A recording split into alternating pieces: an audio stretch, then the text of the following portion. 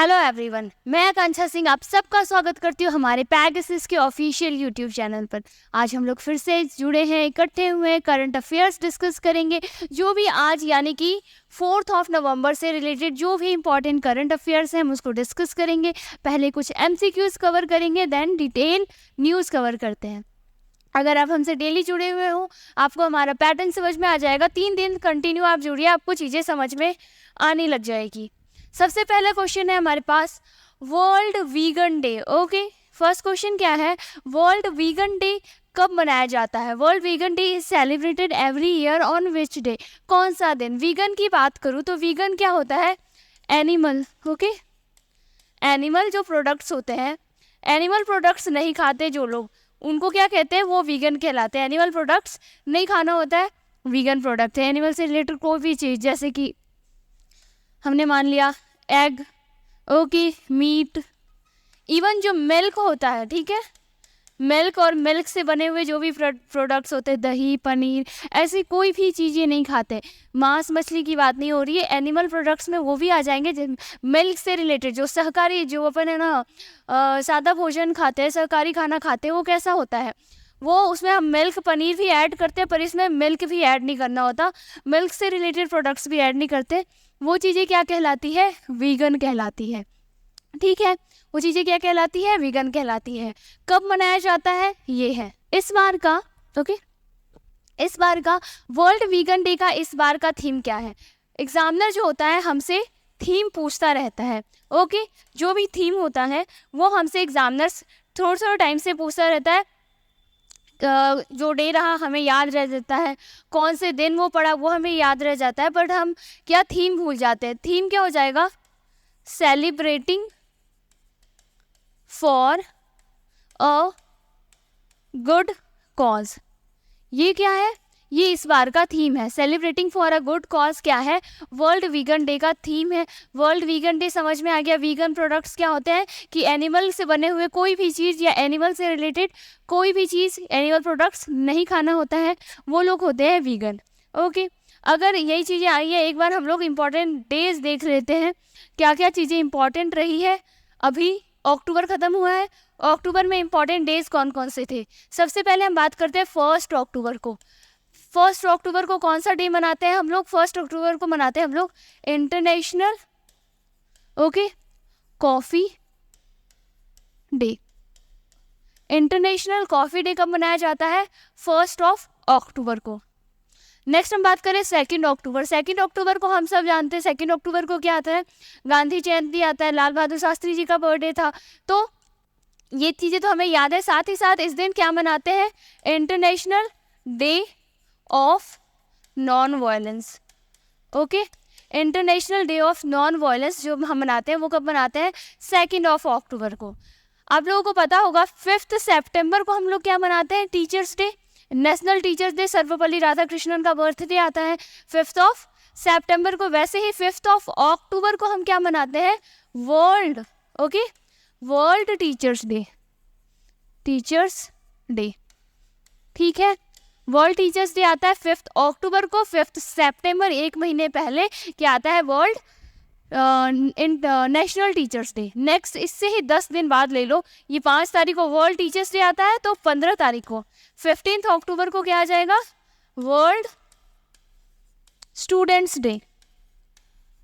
ये चीज़ें ऐसे याद हो जाएगी आपको। टीचर्स डे के 10 दिन बाद आता है students day, world students day.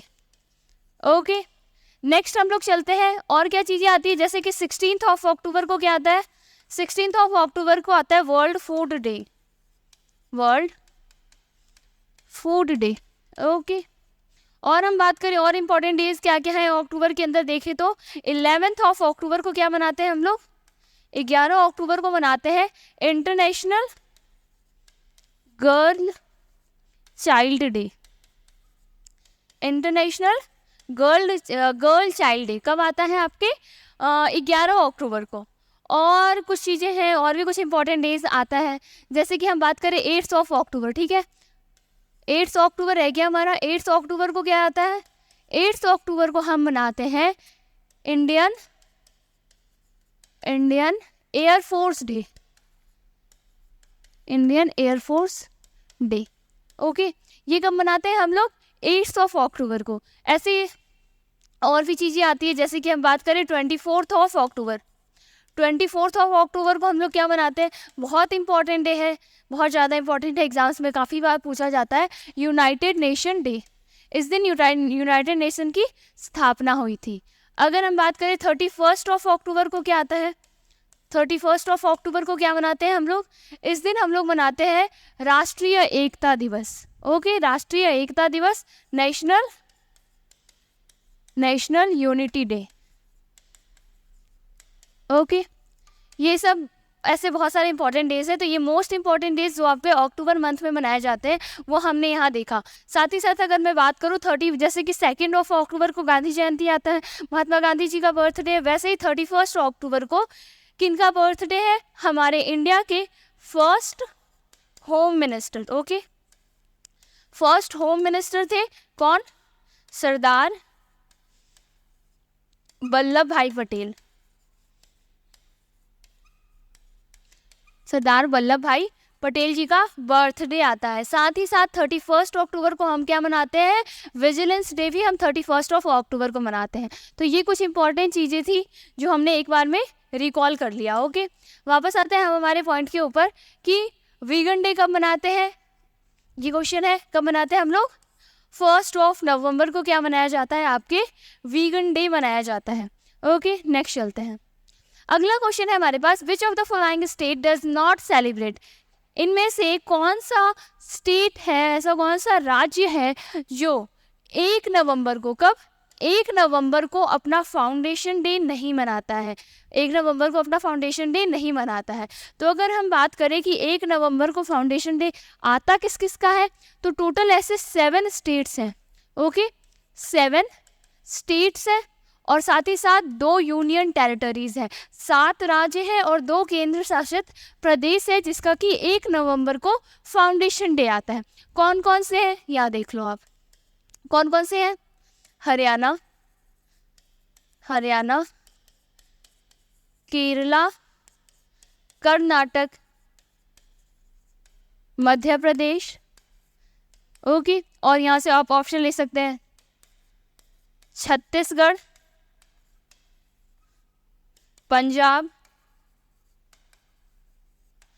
Punjab और एक और आपका क्या रह गया? आंध्र प्रदेश। ये तो 7 क्या हो गए आपके पास? राज्य हो गए, जिनका कि कब आता है, कब फाउंडेशन डे मनाया जाता है? 1 नवंबर को। साथ ही साथ 2 ऐसी यूटी है, ठीक है, 2 ऐसी यूनियन टेरिटरी है यानी कि केंद्र शासित प्रदेश है जिसका कि फाउंडेशन डे यानी स्थापना दिवस कब मनाते हैं? 1 नवंबर को। वो कौन से हैं? एक हो जाएगा आपका लक्षद्वीप।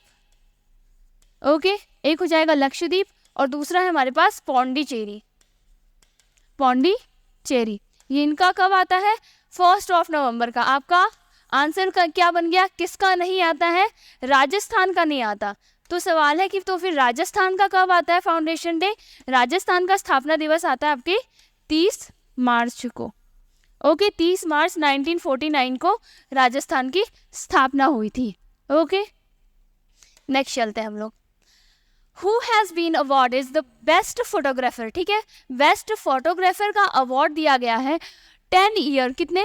10 साल का बच्चा है वो, अंडर 10 ईयर, 10 साल वाली कैटेगरी के अंदर। The prestigious wild life photographer of the year competition held in London. एक कॉम्पिटिशन रहा है, कॉम्पिटिशन का नाम क्या है? Wild life photographer of the year competition कहाँ हुआ है? लंदन के अंदर। तो उसके अंदर जो 10 साल वाली कैटेगरी थी, इस 10 साल के बच्चे जिन्होंने वाइल्ड लाइफ फोटोग्राफी करी थी उनमें से किसने टॉप किया है? आपका क्या बनेगा? विहान। किन्होंने टॉप किया है? विहान ने टॉप किया है।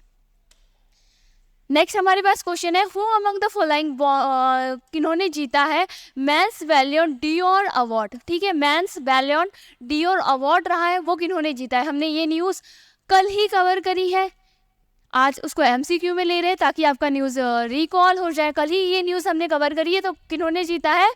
लियोनेल मेसी ने। ठीक है, लियोनेल मेसी ने ये अवार्ड जीता है।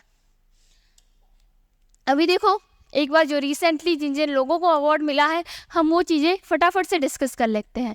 USISPF ग्लोबल लीडरशिप अवार्ड, क्या है? ग्लोबल लीडरशिप अवार्ड किनको दिया गया है? नीता अंबानी को। ओके, ये अवार्ड किनको मिला है? नीता अंबानी को। नेक्स्ट है ग्लोबल टीचर प्राइज, क्या? Global teacher prize. Teacher prize क्या किनको मिला है? वेस्ट बंगाल के एक टीचर है, क्या नाम है? दीप नारायण नायक। दीप नारायण नायक को क्या मिला है? Global teacher prize 2023। अगला है हमारे पास टाइटल ऑफ चैवलियर, क्या नाम है? टाइटल ऑफ जो है चैवलियर डेनिस आई ऑर्डर डीज आर्ट एट डेस लेटर। ठीक है, इंग्लिश लैंग्वेज नहीं है तो इतना नहीं समझना है। बाय द फ्रेंच गवर्नमेंट, तो ये लैंग्वेज कौन सी है? फ्रेंच लैंग्वेज है। फ्रेंच गवर्नमेंट ने ये अवार्ड, ये टाइटल अगर बात करें तो ये जो है ना टाइटल किनको दिया है? तो ये दिया है ऋचा चड्ढा को। ऋचा चड्ढा का नाम आपने बहुत सुना होगा, ऋचा चड्ढा को ये अवार्ड मिला है। नेक्स्ट है national medal of technology and innovation. ये अवार्ड कौन देते हैं? यूएस के प्रेसिडेंट जो बाइडन, उनकी वाइफ जिल बाइडन है। जो बाइडन ने ये अवार्ड दिए हैं दो जनों को, किनको किनको दिया है? अशोक गडगिल को और शुभ्रा सुरेश को। दोनों इंडियन ओरिजिन के हैं, अशोक गडगिल और शुभ्रा सुरेश। इन दोनों को कौन सा यह अवार्ड मिला है? National medal of technology and innovation award. ठीक है, टेक्नोलॉजी और इनोवेशन अवार्ड कौन देते हैं? प्रेसिडेंट देते हैं यूएस के। अगला है हमारे पास ग्लोबल लीडरशिप अवार्ड, ये पर किसके? Harvard law school. याद करना, हार्वर्ड लॉ स्कूल लॉ से रिलेटेड है। लॉ से रिलेटेड हमारे चीफ जस्टिस कौन है? DY Chandrachud. Chief justice DY Chandrachud, उनको ये अवार्ड दिया गया है, याद रह जाएगा। हमारे चीफ जस्टिस है, लॉ से रिलेटेड ही अवार्ड है, उनको दिया गया है। ओके, नेक्स्ट चलते हैं। अगला क्वेश्चन है हमारा, विच of the following country will host FIFA world cup 2034? 2034 में कौन सी कंट्री है जो फीफा को होस्ट करेगी? कौन सी कंट्री है? Saudi Arabia. बात करें सऊदी अरेबिया तो ये क्या, इसके अलावा एक और सिर्फ ऑस्ट्रेलिया थी। ठीक है, बिड होता है, कभी भी कोई ऐसे इवेंट्स होता है तो सारी कंट्रीज अपना बिड डालती है। ऐसा समझो कि ठेका मिलता है कोई काम करने का, तो वैसे ही टेंडर मिलता है, तो टेंडर निकालती है सारी अपनी अपनी कंपनीज की, हम कराएंगे। तो सिर्फ दो कंट्रीज ने किया था, सऊदी अरेबिया ने और ऑस्ट्रेलिया ने। और फिर तो ऑस्ट्रेलिया ने अपना पूरा ही कैंसिल कर दिया कि नहीं ये अवार्ड कराएंगे ही, मीन्स ये नहीं होस्ट करवाएंगे फीफा। इन्होंने अपनी टेंडर वापस ले ली, तो बचा क्या? सिर्फ एक ही कंट्री ही बचा रेस के अंदर। अब वही अगर आप अकेले दौड़ रहे हो तो जीतोगे आप ही, तो वैसा ही हुआ, सिर्फ सऊदी अरेबिया ही था बिड के अंदर और सऊदी अरेबिया को कॉन्ट्रैक्ट मिल गया। नेक्स्ट है हमारे पास, David Willey has recently announced his retirement. उन्होंने क्या किया है? रिटायरमेंट घोषित करा है। इंटरनेशनल क्रिकेट जो भी वर्ल्ड कप चल रहा है, सबको पता है इस बार इंडिया होस्ट कर रही है वर्ल्ड कप। इंडिया सेमीफाइनल में भी आ चुकी है ना। इंडिया को सीधा सेमीफाइनल का रास्ता मिल गया है। 307 रन से इसने किसको हराया है? श्रीलंका को। श्रीलंका को हराया है। चलो वापस पॉइंट पे आते हैं। तो ये कौन से जो डेविड विले है कौन सी कंट्री से बिलोंग करते हैं? कौन सी कंट्री से बिलोंग करते हैं? इंग्लैंड से। ठीक है, कौन सी कंट्री से बिलोंग करते हैं? इंग्लैंड से बिलोंग करते हैं। नेक्स्ट है हमारे पास कुछ रिसेंटली रिटायर्ड प्लेयर। अभी कुछ ऐसे प्लेयर्स हैं जिन्होंने रिटायरमेंट ले लिया है। कौन है वो? सोरेन नेरियन टिपोचो, नाम से पता चल रहा है कहाँ के हैं? थाईलैंड के हैं, और ये इंटरनेशनल क्रिकेट यानी कि क्रिकेट प्लेयर है। नेक्स्ट बात करें एलेस्टेयर कुक। एलेस्टेयर कुक ये भी क्या है? क्रिकेट खेलते थे, इंग्लैंड के प्लेयर है, रिटायरमेंट ले लिया है। नेक्स्ट है स्टीवन फिन, क्रिकेट खेलते थे, इंग्लैंड के हैं, रिटायरमेंट ले लिया है। एलेक्स हेल्स क्रिकेट खेलते थे, इंग्लैंड के हैं, इन्होंने भी रिटायरमेंट ले लिया है। Manoj Tiwari all form of cricket से इन्होंने रिटायरमेंट ले लिया है। ऐसा नहीं कि पर्टिकुलर कोई एक क्रिकेट से, सारे फॉर्म ऑफ क्रिकेट से इन्होंने क्या किया है? रिटायरमेंट ले लिया है। और ये मनोज तिवारी कहाँ के हैं? इंडिया के। नेक्स्ट बात करें दीगो गॉर्डन, इन्होंने प्रोफेशनल फुटबॉल यानी प्रोफेशनली जो फुटबॉल खेली जाती है उससे रिटायरमेंट ले लिया है। उरुग्वे की प्लेयर हैं ये। नेक्स्ट बात करें हम स्टुअर्ट बोर्ड, इंटरनेशनल क्रिकेट यानी कि जो उनकी कंट्री में होगा उनमें तो पार्ट लेंगे, इंटरनेशनल क्रिकेट से रिटायरमेंट ले लिया है। कौन है? स्टुअर्ट। हम जानते हैं स्टुअर्ट इंग्लैंड के प्लेयर हैं, हम लोग क्रिकेट अगर आप देखते हैं तो। नेक्स्ट है लहिरू थिरिमैने, इंटरनेशनल क्रिकेट से इन्होंने रिटायरमेंट लिया है, श्रीलंका के हैं। नहीदा खान इंटरनेशनल क्रिकेट से ही और ये पाकिस्तान के हैं, इन्होंने भी रिटायरमेंट ले लिया है।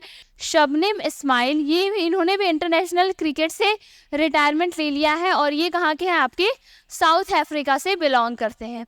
ओके, ये कुछ रिसेंट रिटायरमेंट्स थे जो प्लेयर्स ने अभी अभी लिए हैं। नेक्स्ट है हमारे पास who has been appointed as the chairman and managing director. ठीक है, चेयरमैन और मैनेजिंग डायरेक्टर अपॉइंट किया है किसने? भेल ने। भेल की बात करें तो Bharat heavy electricals limited. Okay, तो कौन है, किनको अपॉइंट किया है एमडी के पद पे? तो कोपो सदाशिव मूर्ति, कोपो सदाशिव मूर्ति जो है उनको अपॉइंट किया गया है एमडी और चेयरमैन के पोस्ट के ऊपर। रीसेंट अपॉइंटमेंट्स क्या क्या रहे हैं? सीएमडी बने हैं किसकी? आईआरसीटीसी के, Indian catering and tourism corporation के, इंडियन रेलवे कैटरिंग के। किनको बनाया गया है? संजय कुमार को। ओके, किनको बनाया गया है? संजय कुमार को। इन्होंने किसको रिप्लेस किया है? महेंद्र प्रताप माल को रिप्लेस किया है।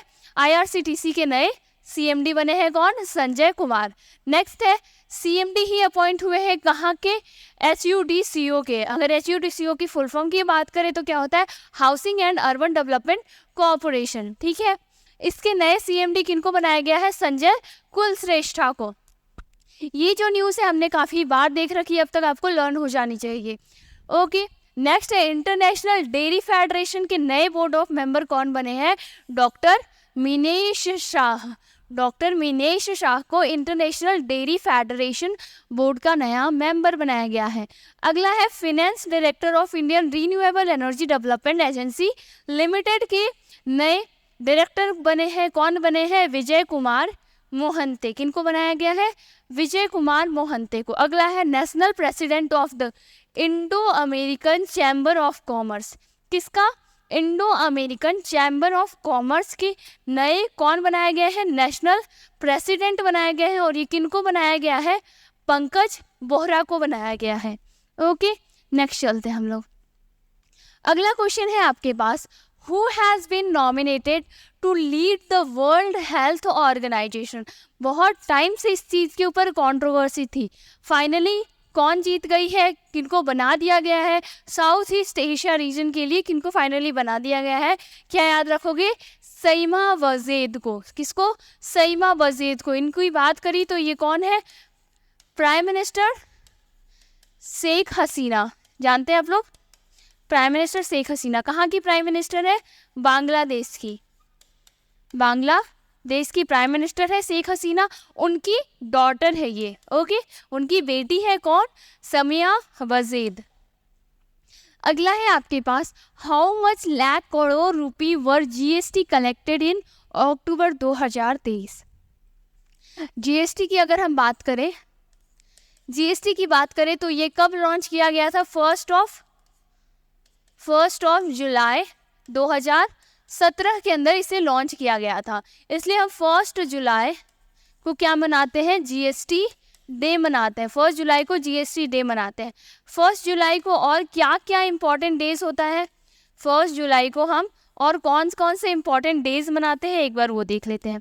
सबसे पहले एसबीआई डे मनाते हैं। ओके, एसबीआई की स्थापना ही हुई थी 1 जुलाई 1955 को। अगर हम बात करें उस दिन उसका नेशनलाइजेशन हुआ था, राष्ट्रीयकरण हुआ था।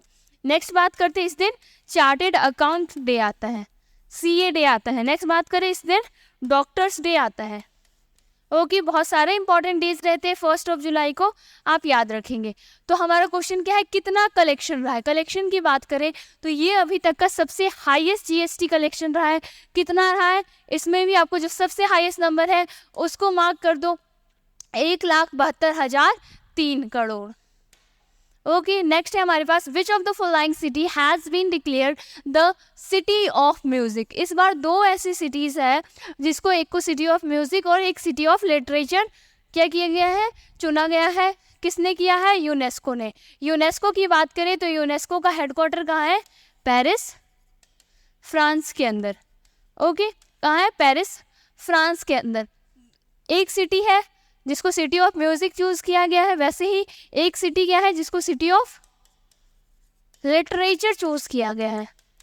ओके, लिटरेचर चूज किया गया है। ये सिटी है कहाँ की, केरला की है। ओके, ये सिटी केरला की है। नाम क्या है, ओके, कोझीकोडे। ये कहाँ का है, केरला का एक सिटी है। इसे सिटी ऑफ लिटरेचर का लिटरेचर इसको सेलेक्ट किया गया है। दूसरा है हमारे पास सिटी ऑफ म्यूजिक। इस बार इंडिया के 2 सिटीज़ को ऐसा यूनेस्को ने एज अ हेरिटेज लुक के हिसाब से इन सिटीज़ को मान्यता दी है। तो दूसरा सिटी कौन है आपका, ग्वालियर। ग्वालियर से ही बात करें तो ग्वालियर आपके एमपी के अंदर है। और यहीं से आपके तानसेन, ओके, तानसेन। तानसेन कहाँ से बिलोंग करते हैं, मध्य प्रदेश से। अगर इनकी बात करें तो इन्हें सिंगिंग के वर्ल्ड के बहुत बड़े कलाकार माना जाता है। बहुत ही ज़्यादा हुनर था इनके अंदर। साथ ही साथ एमपी से ही क्या बिलोंग करता है, सिंधिया घराना।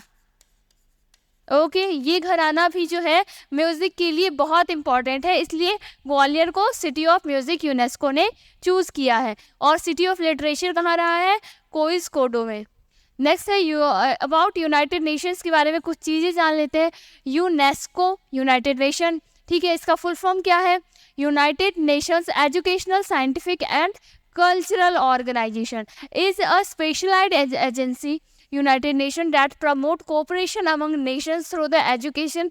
क्या करता है, अगर हम इसकी बात समझें तो बेसिकली करता क्या है, ये क्या काम करता है, जितनी भी कंट्रीज है उनके बीच में कोऑपरेशन बढ़ाता है, उनके बीच में तालमेल बनाता है, बढ़ा के रखता है। किन चीज़ों की हेल्प से, एजुकेशन की हेल्प से, साइंस की हेल्प से, कल्चर और कम्युनिकेशन, ये सारी चीज़ें को मिलाकर तालमेल बना के रखता है सारे कंट्रीज़ के बीच में। अगर बात करें तो 16 नवंबर 1945 को फॉर्मेशन हुआ था यूनेस्को का।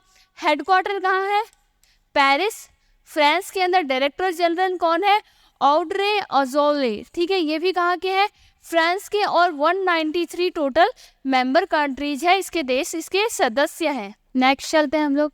अगला क्या है हमारे पास, Uttarakhand chief minister inaugurate. Uttarakhand के जो चीफ मिनिस्टर है कौन है, अगर आपको नहीं पता है तो क्या नाम है उनका, पुष्कर सिंह धामी। क्या नाम है, पुष्कर सिंह धामी। उन्होंने क्या किया है, 10 दिन का जो उत्तराखंड महोत्सव था उसको कहाँ इनॉग्रेट किया है, उत्तर प्रदेश में। उत्तर प्रदेश में भी कहाँ रहा है इवेंट, लखनऊ के अंदर। ओके, उत्तर प्रदेश में भी कहाँ रहा है इवेंट, लखनऊ के अंदर। अब चलते हैं हम लोग बेसिकली इस न्यूज़ के ऊपर। न्यूज़ क्या है, उत्तराखंड का महोत्सव है, रहा कहाँ है, यूपी। और उसमें चीफ गेस्ट कौन रहे हैं, उत्तराखंड के chief minister. The 10-day Uttarakhand महोत्सव बिगिन एट कहाँ पे, पंडित गोविंद वल्लभ पंत पर्वतीय सांस्कृतिक उपवन। ओके, और ये उपवन है कहाँ पे, गोमती बैंक। गोमती बैंक में भी कहा, खाटू श्याम जी का जो मंदिर है, गोमती बैंक पे खाटू श्याम जी का जो मंदिर है उसके पास में एक उपवन है। उस उपवन में ये इवेंट रहा है। इवेंट कितने दिनों तक रहा है, तो 10 दिनों का ये टोटल इवेंट रहा है। रहा कहाँ पे है, उत्तर प्रदेश के लखनऊ के अंदर रहा है। अगर बात करें तो उत्तराखंड चीफ मिनिस्टर, उत्तराखंड के जो चीफ मिनिस्टर है पुष्कर सिंह धामी क्या रहे हैं, चीफ गेस्ट रहे हैं। ये जो उत्तराखंड महोत्सव रहा है उसके चीफ गेस्ट कौन रहे हैं, पुष्कर सिंह धामी, जो कि क्या है वहाँ के चीफ मिनिस्टर है। ओके, अगला है न्यूज़ हमारे पास।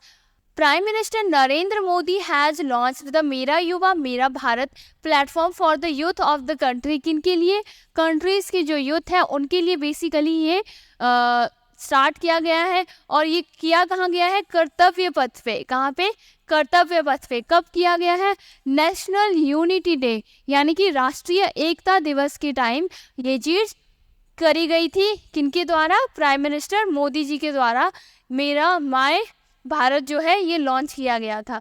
अगर बात करें in a momentous decision on October 11 2023 the union cabinet chaired by PM Modi give approval for the establishment of an autonomous body known as Mera Yuva Bharat. ठीक है, बेसिकली क्या है इसमें डेट्स आपको मेंशन है। डेट क्या है, 11 अक्टूबर 2023 को एक मीटिंग बैठी थी, उसमें अप्रूवल मिल गया था माय भारत यानी कि मेरा युवा भारत को लॉन्च किया जाएगा। किसके लिए? यूथ्स के लिए। मेरा युवा भारत की हम बात करें, ये है क्या? तो बेसिकली ये फिजिकल प्लेटफॉर्म है। फिजिकल का मतलब क्या समझोगे? फिजिकल और डिजिटल दोनों मोड में है। फिजिकल मोड में भी है और डिजिटल मोड में भी है। Compromising physical activity along with the opportunity to collect digitally. Okay, hope समझ में आ गया होगा। यानी चीज़ें आपको फिजिकली भी प्रोवाइड करी जाएगी और डिजिटली यानी आपके फ़ोन, आपके वेबसाइट, इसमें भी अवेलेबल रहेगा। अगला हमारे पास न्यूज़ है गिग वर्कर्स को लेकर। गिग वर्कर्स के बारे में हम लोग जानते हैं, जिनको डेली दिहाड़ी पे काम करना पड़ता है। अगर आप यहाँ देख रहे होंगे, ये जोमेटो, स्विगी जैसा कुछ लग रहा होगा, ये आपने देखा होगा।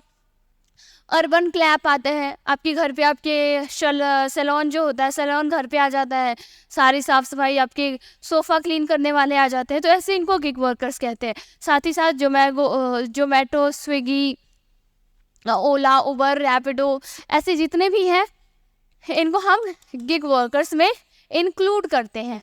Big basket top firework index, ठीक है, क्या है? Big basket. बिग बास्केट किसकी कंपनी है? टाटा की कंपनी। मीन्स टाटा के अंदर टाटा की एक छोटी सी कंपनी, एक फर्म समझो। टाटा इसका ओनर है, टाटा इसकी पेरेंट कंपनी है। किसकी? बिग बास्केट की। Tata owned BigBasket has topped, BigBasket जो है उसे टॉप किया है। While the riding hailing major Uber and Ola, ठीक है, Uber and Ola along with the logistic startup Porter are the worst platform for gig workers. क्या चली है? एक रेटिंग मार्क्स मिले हैं जिसमें बिग बास्केट जो है वो तो टॉप पे आया है, वो अच्छे काम कर रहा है, और उसके भी 10 में से कितने नंबर आए हैं? 6 नंबर आए हैं। साथ ही साथ बात करें ओला, उबर, पोर्टर, ऐसे जो वर्कर, ऐसे जो प्लेटफॉर्म्स है, ऐसे जो ई कॉमर्स साइट्स है, ऐसे जो ई कॉमर्स कंपनीज है, उनके क्या है? उनका वर्स्ट नंबर आया है। किसके अंदर? गिग वर्कर्स के लिए वो कुछ काम कर रहे हैं उसके लिए। According to research firm Firework India 2023, एक रिसर्च फर्म है जिसने रिसर्च की है, और रिसर्च का नाम क्या है? Fair work India 2023। Fair work India 2023 ये क्या है? उस फर्म का नाम है जिसने ये रिपोर्ट निकाली है। अगला बात करते हैं big basket, blue smart, Zomato, urban company and Swiggy score the highest point. ये जो कंपनीज है उनके सबसे ज़्यादा नंबर निकले हैं, जिसने फायरवर्क इंडिया ने जो रिपोर्ट निकाली है उसके हिसाब से। With the big basket scoring the overall highest marks, मैंने बताया कितने मार्क्स आए हैं उनके? 6 नंबर आए हैं। 10 में से कितने आए हैं? 6 नंबर आए हैं। वही अगर हम बात करें ओला और पोर्टर की, ओला सबको पता है, ओला कैब सर्विसेज वगैरह होती है। ओला, पोर्टर क्या होता है? पोर्टर है एक डिलीवरी सर्विस करती है, पार्सल्स डिलीवर करते हैं बिजनेस टू बिजनेस और बिजनेस टू कस्टमर, दोनों B2B और B2C दोनों में ही काम करता है। कौन? पोर्टर काम करता है। ओके, B2B का मतलब होता है बिजनेस टू बिजनेस, यानी एक कंपनी दूसरे कंपनी को सामान डिलीवर कर रही है। बिजनेस टू कस्टमर यानी कि हम कोई सामान मंगवा रहे हैं किसी कंपनी से, तो वो बिजनेस टू कस्टमर हो जाता है। इनके कितने मार्क्स आए हैं? 0 मार्क्स आए। 10 में से 0 फेल हो गए हैं। बहुत बेकार मार्क्स इन्होंने, बहुत बेकार रहा है इनकी स्केलिंग। ओके, अगला न्यूज़ है हमारे पास, Rajeev Chandrasekhar participated in AI safety summit. क्या है? AI सेफ्टी समिट में पार्टिसिपेट किया है। किन्होंने किया है? राजीव चंद्रशेखर ने। अगर हम बात करें राजीव चंद्रशेखर कौन है? स्टेट फॉर ठीक है, union minister of state for skill development. क्या है? यूनियन मिनिस्टर ऑफ स्टेट्स है, और यूनियन मिनिस्टर, एक्चुअल में यूनियन मिनिस्टर जो है स्किल डेवलपमेंट के, वो कौन है आपके? तो वो है धर्मेंद्र प्रधान जी। ओके, धर्मेंद्र प्रधान क्या है आपके? Union minister of skill and development है। वही union minister of state skill and development की कौन है? तो वो है आपके राजीव चंद्रशेखर। इनकी बात करें तो इन्होंने क्या किया है? AI सेफ्टी समिट 2023 अटेंड किया है। That is schedule to be held in United Kingdom. कहाँ पे होने वाला है? यूनाइटेड किंगडम के अंदर। आगे बात करते हैं सेंटर्ड, ये थीम क्या था? हर कोई भी इवेंट होती है उसका कुछ ना कुछ थीम होता है, तो इसका थीम क्या है? AI फॉर गुड इसका थीम रहा है। The summit is organise by the UK government. UK में हो रहा है, यूनाइटेड किंगडम में हो रहा है, यूनाइटेड किंगडम इसको होस्ट कर रही है। साथ ही साथ बहुत सारी कंट्रीज इसमें पार्ट ले रही है, जैसे कि UK, US, France, Indonesia, Kenya, Saudi Arabia, south Korea, ऐसे बहुत सारी कंट्रीज है जिन्होंने इस इवेंट के अंदर पार्टिसिपेट किया है, पार्ट लिया है। अगला है हमारे पास अक्टूबर ग्रॉस जीएसटी कलेक्शन कितना पहुंच गया, 1.72 लाख करोड़। ये अभी हमने एमसीक्यू में डिस्कस किया, पर ये बहुत इंपॉर्टेंट न्यूज़ है, तो एक बार इसको हम डिटेल में कवर करते हैं। ओके, इन October 2023 India's gross good services tax यानी कि जीएसटी कलेक्शन कितना रह गया है, 1.7 lakh crore, the second highest ever. अब तक का दूसरा सबसे हाइएस्ट ये रहा है। ओके, आगे बात करते हैं, रहा क्या है, this was 13.4 increase from the previous year. पिछले साल से 13.4% का इंक्रीमेंट है, एंड 5.7 इंक्रीज फ्रॉम सेप्टेम्बर, यानी कि सेप्टेम्बर से कितना इंक्रीज हो गया है, 5.7%, और पिछले साल से देखें तो 13.4% का क्या हुआ है, इंक्रीमेंट हुआ है। आगे बात करें, the 13.4% revenue growth was the largest year on year increase. ठीक है, अगर हम बात करें तो ये जो 13.4 है ये अभी तक का सबसे highest year on year increase रहा है। हर साल जो इंक्रीमेंट होता है तो अब तक का सबसे ज़्यादा। The average gross monthly GST collection in financial year 2024 is now 1.6 lakh crore. कितना हो गया है, 1.66 लाख करोड़, जो कि 11% हाई है पिछले साल के हिसाब से, या पिछले कुछ सालों के हिसाब से देखें, ईयर ऑन ईयर के हिसाब से देखें तो 11% की वृद्धि हुई है। और साथ ही बात करें, महाराष्ट्र और कर्नाटक अभी भी टॉप में है जीएसटी कलेक्शंस को लेकर। ओके, एक छोटा सा न्यूज़ है आपके पास। ये न्यूज़ क्या है, सबको पता है 2000 के नोट चलने से डिमोनेटाइजेशन हुआ था। उस समय 2000 के नोट लॉन्च किए गए थे। फिर कुछ टाइम पहले न्यूज़ आया था कि 2000 के सारे नोट हटा दिए जाएंगे, जिसके पास भी है आप बैंक में जाकर जमा करा दे। तो लोगों ने लगभग 97% जो बैंक नोट्स थे वो वापस आरबीआई तक पहुंच गई है, यानी 3% इधर उधर कहीं हुआ है। ये बहुत अच्छी न्यूज़ है। ओके, यही आपका न्यूज़ है। The Reserve Bank of India announced that the more than 97% of 2000 notes circulation as May 19, 2023 have been returned by 31 अक्टूबर तक सारा का सारा रिटर्न मिल गया है। कब तक सर्कुलेट हुआ था, 19 मई 2023 तक। ओके, आगे हम लोग बात करते हैं। The RBI had announce the withdrawal of 2000 के नोट्स जो थे, कब, मई 2023 के अंदर उन्होंने ये अनाउंसमेंट किया था कि विड्रॉ कर लेंगे, आपको नोट्स वापस देने हैं। तो 97% जो रहा है वो क्या हो गया है, वापस ले लिया गया। The facility for deposit and और एक्सचेंज ऑफ 2000 के जो नोट्स थे was available at bank branches. हम सबको पता है कहाँ पे आप जमा करा सकते थे, बैंक ब्रांचेज में जाके आप अपने 2000 के नोट जमा करवा सकते थे। The country initially up to September 30, पहले ये लिमिट कब तक रखी गई थी कि 30 सितंबर तक आपको आपके नोट जमा कराने हैं, बट फिर उसे बढ़ाकर which was later extended up to October 7 अक्टूबर तक उसको बढ़ा दिया गया कि आप 7 अक्टूबर तक जमा करवा सकते हैं, जो पहले 30 सितंबर तक लास्ट डेट रखी गई थी। ओके, नेक्स्ट हम लोग बात करते हैं international day to end impunity. Impunity का मतलब अगर मैं बताऊं तो थोड़ा क्राइम टाइप ले लो। क्राइम किन के against, crimes against journalist. Journalist की जो लोग जर्नलिस्ट होते हैं उनकी लाइफ बहुत टफ होती है। उनको कहाँ कहाँ से न्यूज़ ढूंढ के लाना पड़ता है। अब जब वो न्यूज़ ढूंढते हैं तो उसके लिए बहुत बड़े बड़े लोग, पावरफुल लोगों से भी भिड़ना पड़ता है, पंगा लेना पड़ता है। तो उस वजह से क्या होता है, उनकी लाइफ बहुत खतरे में आ जाती है और उनके खिलाफ बहुत सारे या तो मर्डर कर दिए जाते हैं, कुछ भी बहुत गायब हो जाते हैं, किडनैप हो जाते हैं, ऐसे बहुत सारे क्राइम्स होते हैं। द मेन का तो यही अगर हम बात करें तो ये जो डे है ये कब मनाया जाता है, नवंबर 2 से 3 2023 ये डे मनाया गया है at the headquarter of the Organization of American States. Okay, कहाँ पे, वॉशिंगटन डीसी में ये डे मनाया गया है। The event was organised by, ये इवेंट ऑर्गेनाइज कौन कराती है, यूनेस्को कराती है। Okay, partnership with secretary general of OAS, जो सेक्रेटरी जनरल होते हैं ओएएस के, उनके साथ पार्टनरशिप में यूनेस्को ये इवेंट कराती है। ओके, नेक्स्ट हम लोग डिस्कस करते हैं the day focus on violence. हम बात करते हैं क्या क्राइम वायलेंस होता है जो भी, ठीक है, किनके लिए, किनके खिलाफ, जर्नलिस्ट के साथ जो भी क्राइम होता है, जो ऐसे इल बिहेव होते हैं किनके साथ, जर्नलिस्ट के साथ, उनके लिए ये डे हम इम्पॉर्टेंटली मनाया जाता है। अकॉर्डिंग टू यूनेस्को की अगर हम बात करें तो ऑब्जर्व किया गया है कि लगभग 1600 journalist have lost their life since 1993। 1600 ऐसे जर्नलिस्ट हैं जिन्होंने अपनी लाइफ्स खो दी है, जिनका ख़त्म हो गया, जिनको समझो मर्डर कर दिया गया है, सिर्फ और सिर्फ जर्नलिस्ट करने के, जब वो जर्नलिज्म कर रहे थे उसमें।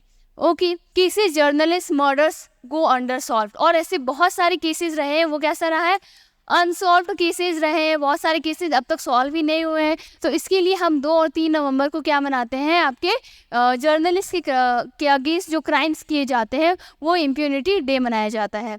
ओके, तो होप आपको हमारा ये सेशन अच्छा लगा हो। मिलते हैं हम लोग हमारे नेक्स्ट क्लास में, तब तक के लिए जुड़े रहें और अच्छे से पढ़ाई करते रहें।